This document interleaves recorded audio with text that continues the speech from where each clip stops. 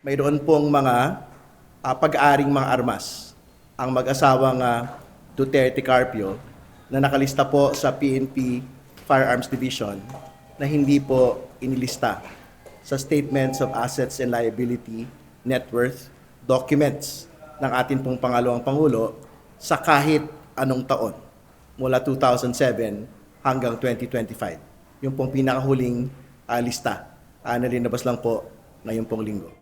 Kasama sa mga bagong ebidensya sa kasong impeachment laban kay Vice President Sara Duterte, ang umano'y mga hindi nakadeklarang armas na pagmamayari ng Vice Presidente at ng kanyang asawa na si Attorney Manasseh Carpio. Ayon kay House Prosecution Panel Member at Bicol Saro Party List Representative Terry Ridon, hindi bababa sa 50 armas ang pagmamayari ni BP Sara at ng kanyang asawa.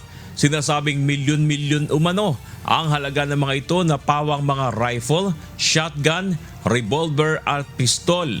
Hindi umano nakadeklara ang mga ito sa Statement of Assets, Liabilities and Net Worth o SALN ni BP Duterte.